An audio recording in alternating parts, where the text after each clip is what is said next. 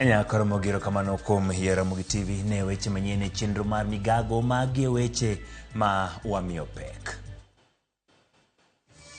Emomiyo Chilo kaka gavana maru nondiko barua nikech county governments okomi pesa moromo.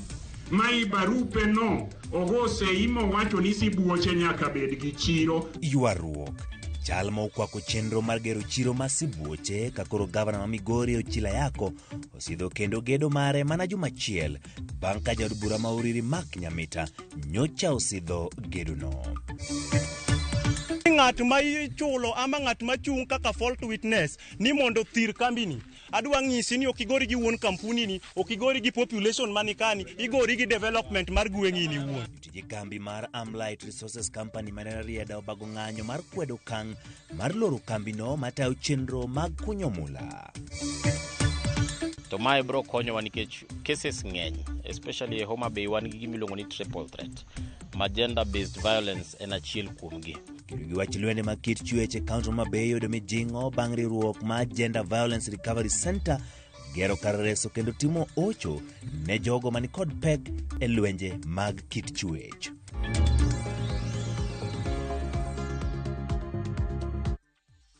Machiegni nyakarombwa jwang' yudo achiel kachiel e YouTube, Facebook kaachiel kod X mara Mugi TV 336 nono ne namba na mar weche ma wacho ni yorna ote e yo machuok. Nyinga Ochieng' Emmanuel. Jatend piny Kenya William Ruto yore lamo kanisa mar ACK St. Peter's Cathedral e kaunti ma Nyeri. Ruto kod jalup Mary Gathi Gachagua chopo nyasi no ma bende igoyo oriti ne Bishop Joseph Kaguna ma dhi rutaya. Owinja ne gima dhi nyime kuno gi lak sechegi.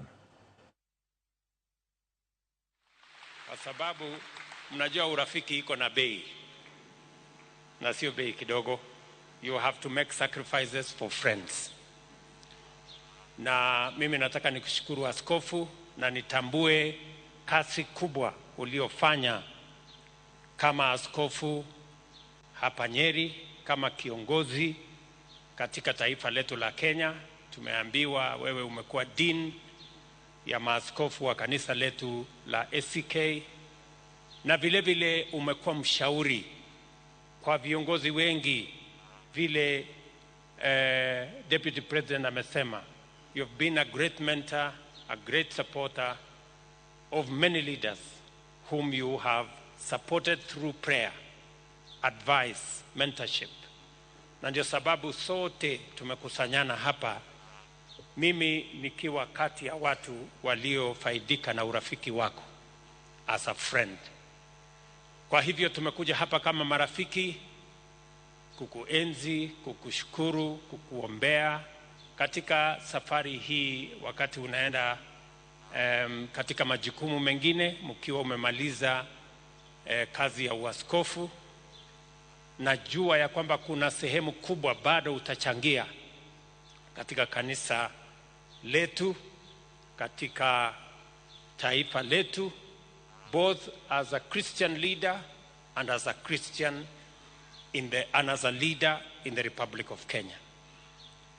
Vile wengi wameongea hapa, tuko na nafasi na mnajua ya kwamba tuko na mpango mkubwa wa kupanga kazi nyingi. Kazi ya ajira ya vijana, lakini tuko na pia kazi ambayo inahitaji experience ya wazee. So pale tunahitaji katika experience ya wazee, mmoja wao atakuwa askofu wetu huyu Kaguna. And there is absolute no competition between young people and elders. We have responsibilities, we have opportunities for young people. And we are fashioning many opportunities for young people.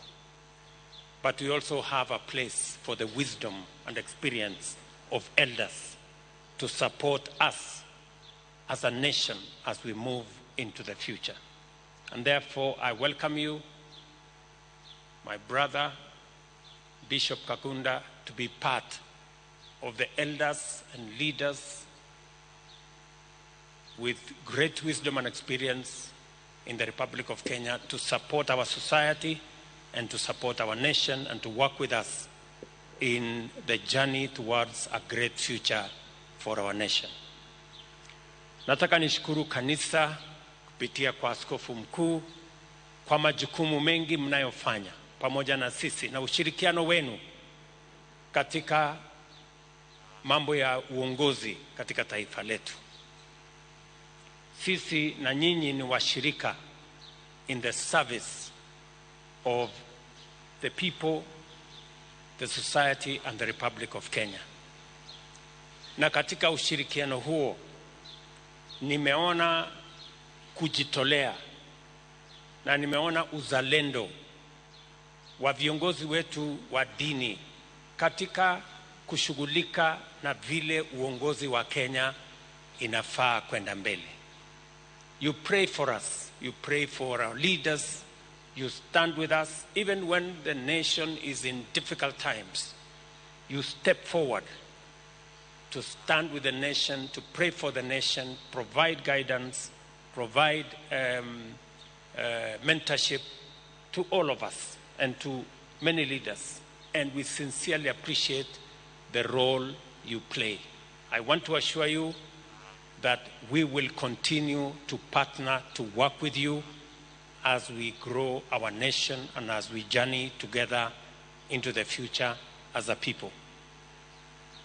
Nataka pia nitambue kazi mnayofanya katika kutunenea neno la Mungu. Mbali na sisi kuwa wananchi, sisi pia we are spiritual beings.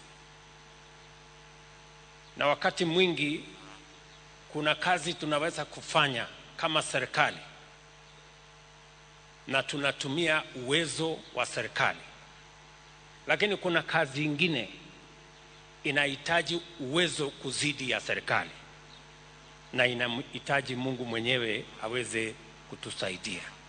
Therefore, I want to encourage you as our spiritual leaders that there are occasions.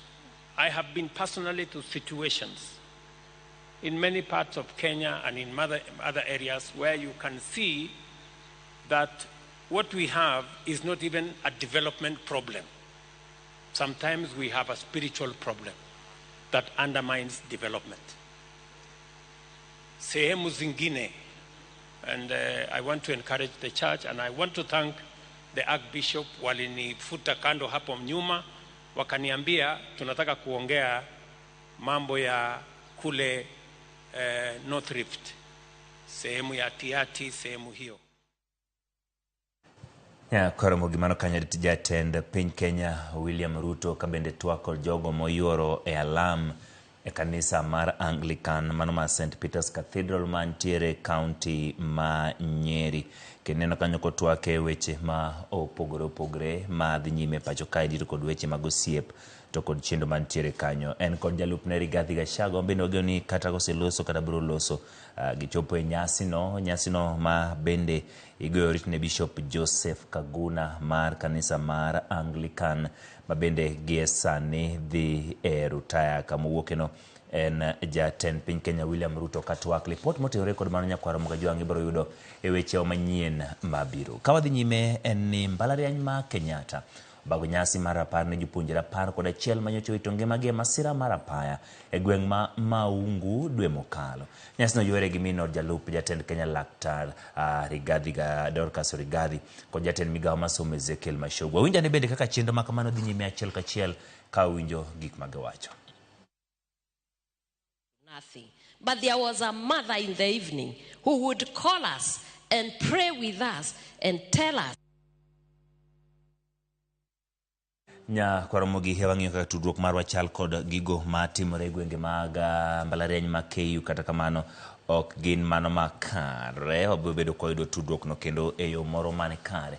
Kata kamano wadhi nyime en ni jomachiel bang' jaod bura mauriri mak Nyamita yawa yanga chakruok mar gedo machiro mar gedo ne mane isiro kod piny owacho mar kaunti Migori kod piny owacho mamale gwenge mag Sibuoche sub county Mawiri. Chiro maigero kod omenda maromo shillings $55 million.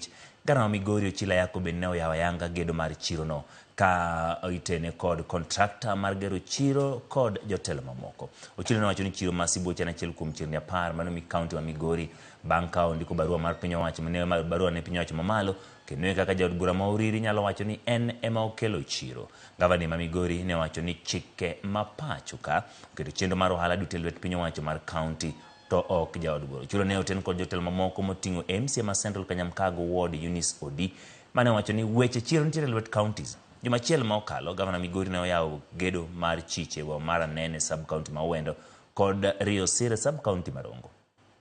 Article 187 gi Article 186 wacho ni sirikende ariyo gi gin mag jopiny te ginyalo riwore ma ginywak tich. Emomiyo Chilo kaka gavana maru nondiko barua nikech county governments okomi pesa moromo. Mai barupe no ogo sei mowacho ni Sibuoche nyaka bed gi chiro. Kendo mheshimiwa mane dwa biro golo kodhi e puoth ng'ama chielo omany mare mane CDF ogole kodhi ka en gi kodhi. Koro kato cholore ni ene mung'eyo president Rino okelo ka pare ni ma chiro mar county government ma Migori, and you like it you don't, une mane uketo pindra kaka governor kendo ene mochiro lo wagero watieko committee mantie ka wapogo ne market committee no stores go te aeto wamiyo gi gimiluongo ni the requisite support. Ngato somo ka maber ni kijatelo te maber riu jotelo kendo te maber mi ruotho bed mamor. Tichni ka gima dwaro en na kwe mana kaka gavana wani matinde jila yako tinde ngamoero kwe en adier ni an kwe madwaro makata kama makosa moro betie sai please I'll always be available mondo awinju nikech tijni maru.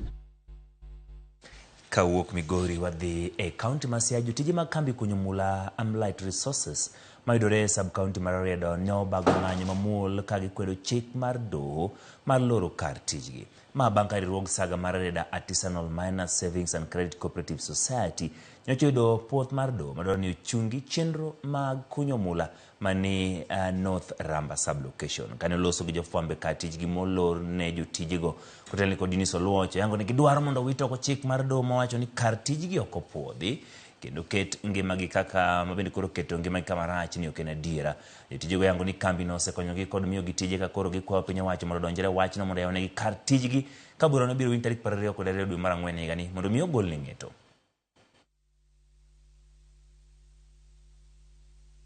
Giwacho ni Amlight tiyo maonge license mar blaster, Amlight tiyo maonge gi license mar tich ma general, kendo giwacho ni Amlight is polluting the environment. Wan gimiluongo kata ni rego kidi kata wang'o akia ni mali ok watim. Kata makuri ne mapokwane ne iye ka through nyaka ne investors gi bikae pok wabedo gi kwe nikech wayudo ni en gongu wich koni gi koni kendo wan kaka workers ok wasebedo achiel. Nikech yudo ni ka ng'ato serne itie kambi mar Amlight to ng'ato tie kambi mar Eagle Mining. Uyudo ni winjruok onge kinde ka. Koro gino osekelonwa thoth weche mang'eny mok wasebedo ni to weche gi wuok e yo mane. To wan ka warwako investors gi te ne gi akundni mopogore opogore kendo wang'eyo maber ni ka gichopo ka to dongruok nwadhi yudo kaka jo community ma North Ramba ka. Wadwa ni jo kauti, jogi be wadwa noti. To jomoko bende ka nyalo biro to gibi gi te mondo wadhi uru wati mondo ji oter community mbele. To adwa wacho ni ng'at ma ichulo ama ng'at ma chung' kaka fault witness ni mondo thir kambini. Adwa ng'isi ni okigori gi wuon kampuni ni, okigori gi population manikani, igori gi development mar gweng'i ni wuon. Chief ni mondo wadwa miyo gi 24 hours mondo gibika gi confirm gik miwacho ni timregi mondo giwuog oko. Kendo gi wach malwende mag kit chwech e kaunti ma Homabay ne oyudo mijing'o bang' riwruok moro mok mar piny owacho mong'ere kaka Gender Violence Recovery Center. Gero kar reso kendo timo hocho ne jogo mani kod pek e lwenje mag kit chwech. Kar reso no motisi ni Hope Center mong'ere ka mogere kar thieth Mambita en mar 4 ma koro riwruogno ogere kaunti ma Homabay mar konyo ahinya to mine malwenje mag kit chwech juko e Kenya kod nyithindo manyiri ma yotera tergi e yor bembo. Kaunti ma Homabay en achiel kuom counties ma pod ni kod midhiero 3 madongo moting'o lwenje mag kit chwech, wach gamo iye ma ohiwe ki nyithindo manyiri kod landruok kute mag ayaki. Afisa e migawo mar thieth e sirikand kaunti ma Homabay Laktar Kelvin gi jata chenro mar riwruogno Rebecca Gitau ne ayanga center no ma giwacho ni biro bedo kar konyo joma lwenje mag kit chwech juko e miero. Bay Referral Hospital, Rangwe kod koro Mbita. To mae bro konyo nikech cases ng'eny, especially Homa Bay wan gi gimiluongo ni triple threat. Gender based violence en achiel kuomgi. Nitie early teenage pregnancies bende kod cases mag HIV infections. Mae nochakore kane wafwenyo ni Homa Bay nitie cases mang'eny kabisa madhi ka okolu. Ng'ato dhi biro ka inyalo thiedhe e yo mar miye yath, inyalo thiedhe e yo mar obwongo, tiende ni timone counseling. This is our third gender-based violence recovery center GVLC is supporting, and this is because of working at the community, and we are very happy that the government, the county government of Homa Bay accepted to partner with us to help all survivors of gender-based violence in fighting this menace of GBV. So once they are violated out there, they have a recovery center where they can come and get hope. That is why it is Hope Center. So they are coming for hope. Ekoro mwajuang gelipot machal kamano moke county Homa Bay wakaw godo yueyo mokwongo kamano pok watieko kikidhi mabor waduoko kod weche mathoth e chendo mamigago.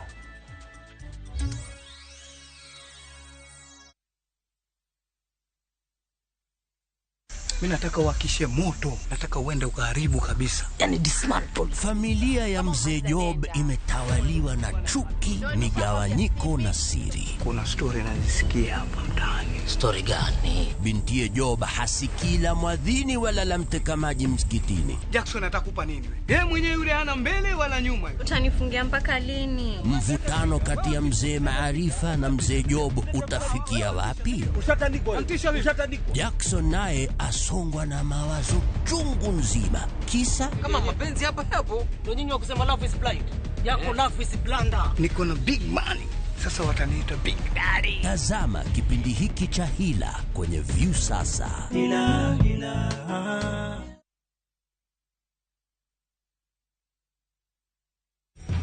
Nimeget airtime. Airtel Money inakuokolea. Really? Ukiwithdraw chapa kwa Airtel Money agent inakurudishia hiyo transaction fee kama airtime. Tanti. Karibu. Airtel Money makes your life kidogo better.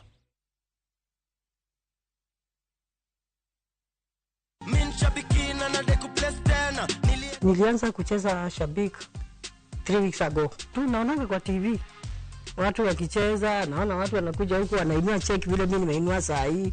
Nikasema mimi ninapenda kujaribu vitu. Na sikuwa najua kucheza. Nilingangana tu nika-download sijui nini na nikapata the link na nikaanza. Nikikosa pesa sometimes naambia naisa nitumie 50 bob. Anaweza nizania nataka kuharibu. Naambia wewe nitumie 50 bob, ananitumia nacheza hivyo. Nilitumiwa message. Hiyo message si kuitilia maanani. Niko kwa nyumba tu, hata niko sijaenda kufungua duka. 11 ndio nilipigiwa simu. Ukue citizen by 8:30. Nilikuwa nafikiria nitapata 6 million. Sikupata. So unajua huwa unaenda unafikiria utapata ile kubwa. Lakini sikupata hiyo, lakini hata hii nimepata, nashukuru Mungu. Ndoto yangu na I think nitaboost biashara yangu. Hiyo tu ndio huwa nataka sana nione ikienda mbele. Shabiki Super Jackpot ni time yako. Mimi nadai wote twenda hivi. Not for persons under the age of 18. Shabiki.com is authorized and regulated by BCLB license number 587.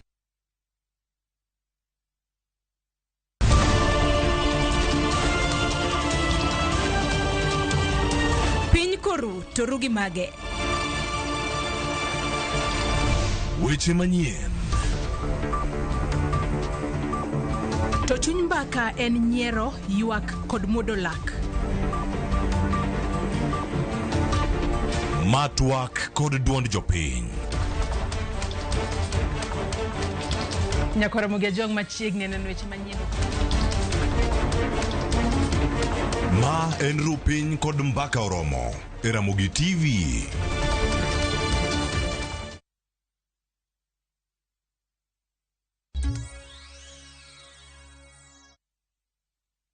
Erokamano kuom medo keti Ramogi TV. Commissioner ma gwenge ma Ugwe Paul Rotich ochoko jodak ma Embu masiro tieko lwenje kedo kod kuong ma oko puodhi kendo tieko chenrono dichiel.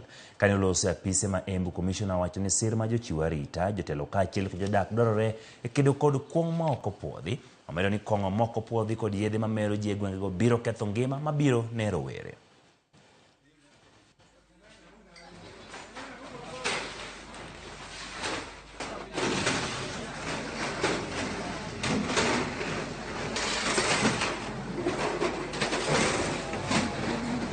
Changamoto ambalo tuko nao sasa na lazima tufanye ni kusustain sasa the successes, kwa sababu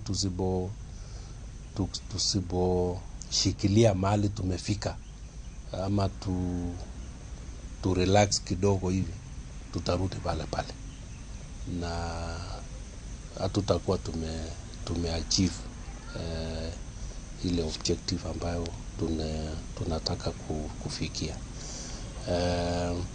Jambo muhimu ni watu wetu wafanye mambo mawili. Kwanza kubadilisha tabia ya kunywa pombe ya kupindukia, hiyo ni moja. Jambo la pili ni kuungana na sisi ili tupigane vita tukiwa na sauti moja. Maleo lakteche 100 kod jochiw thieth ne yeng'o maliumbru riwore kamoro achiel mar yudo puonj ewi lony manyasani ewi yeng'o makamano kaka achiel kuom yore thiro pek ma jotuo yudo kamanyo thieth e pinje maoko. Kane gilose chenro manobaa kod kar thieth mar Life Care, lakteche mawuok e kar thieth negolo lony margi ewi thieth maliumbru kendo yango ni kata obedo ni thieth makamano ni malo, to kuma mag thieth kaka NHIF okawo tinggi hata malo 70. Kalure gi jatije kar thiethno Manish Kala ne obago chenro makamano mondo mi lakteche mawuok e gwenge makono ng'eyo lony manyasani ewi tuono, ka bende ne en chenro matudo osiptande ji giwegi kod mag piny owacho ewi lony ewi thieth makamano.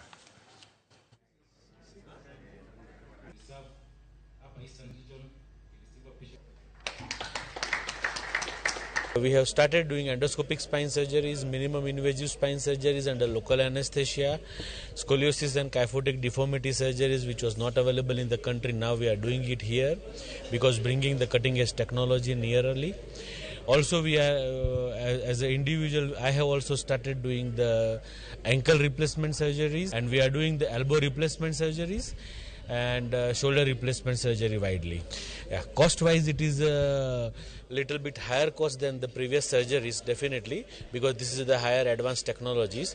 But the good thing is that our NHIF and all the local insurances have also started accepting it and giving around 80 to 70% of that cost. So patients has to just put the pocket for 20 to 30% top up only. I believe that tomorrow definitely Kenya is going to be one of the pioneers as far as healthcare is concerned. So the important part is to give the awareness to the people that yes, we are here, we do have the skills, we do have the armamentarium, and we are very much ready to cater whatever it comes our way. In medical schools, since we know that medicine is an apprenticeship, so as new skills come up, they are introduced in the curriculum. So I'm sure that even as the new skills come up, they will be included in the curriculum so that we continue producing the wholly rounded doctors. Johera mag Ramogi TV kod Ramogi Radio nochokore boma ma Homa Bay ma twake wi chenro mag dongruok mabiro bero uchumi mag gwengego mabende gin moko kuom jogo maneno TV mar Ramogi kendo winjo nyakalondo mar Ramogi. E boriruok margi motis ni jotene gisingo tiyo kod thuolo ni ma koth koro chwe e gwengego ma pidho yiende maromo 10,000 kendo chiwo puonj ne oganda ma jokanyo e weche mag kawo hola ma konyo e dongruok margi. Riwruogno okwayo achiel mar oganda ka bende gikwayo oganda omed neno Ramogi TV kod nyakalondo mar Ramogi ma giwinjo ka gipuoyo kambi mar All Media Services kuom bedo kambi mar fwambo ma sani okwako thoth gwenge ma pacho ka.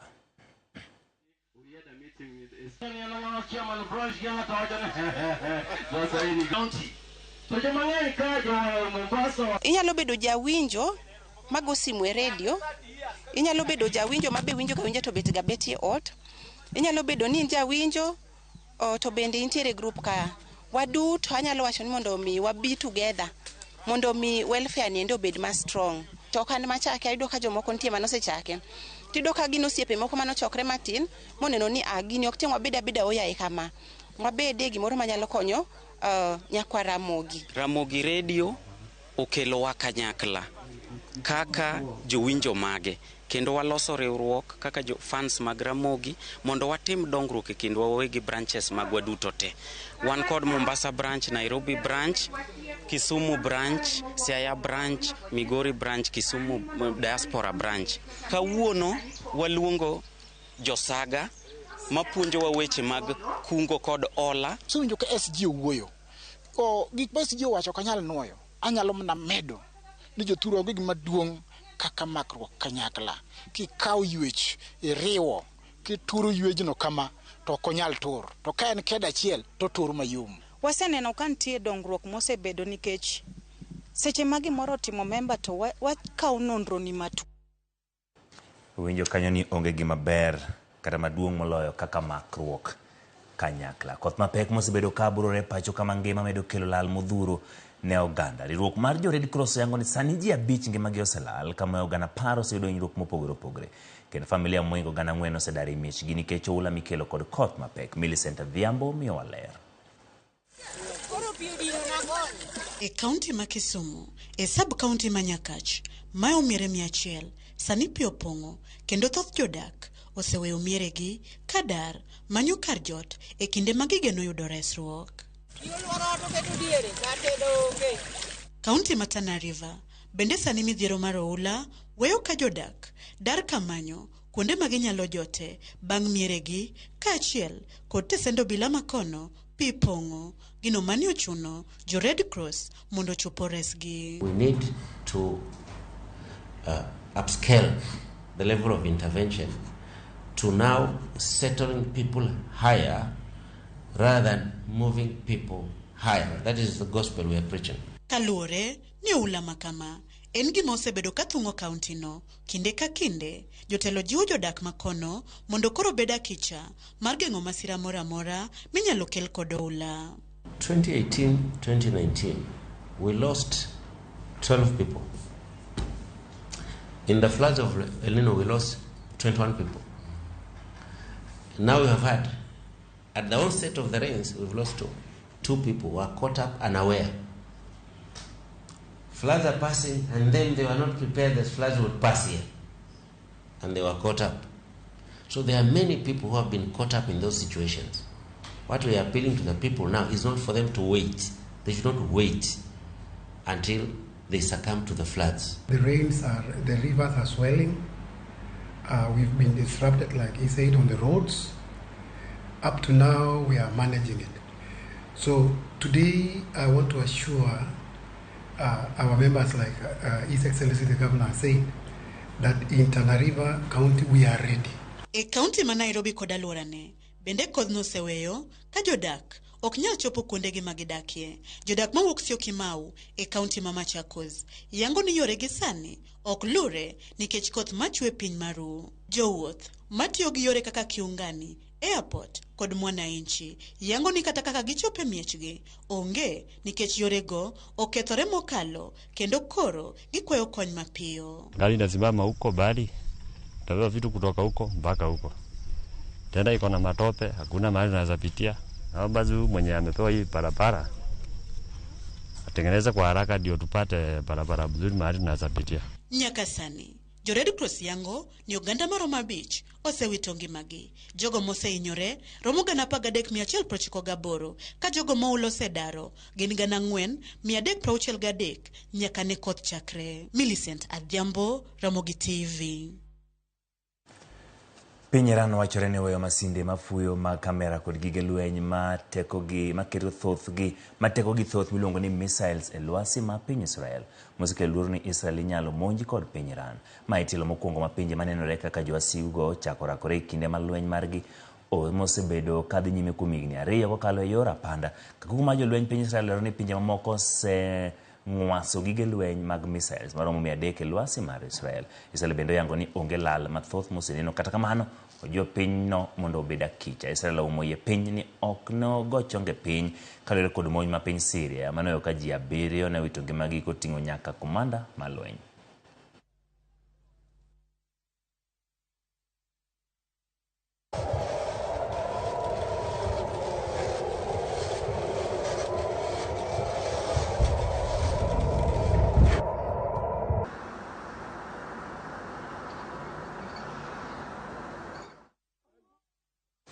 Ekoro mogiro kamano kuom bedo kode chakruok nyaka giko weche manyien mago mag migago mago maso manyien obedo gi thuolo maikoni gi lakseji. Kata kamano par ni koro mogodhiambo pod wantiere kod mathoth, wantiere kod jachung weche marwa daktari kata profesa Ken Muga bende otelo ne jogo mantiere e kar chungo kendo loso weche manyien.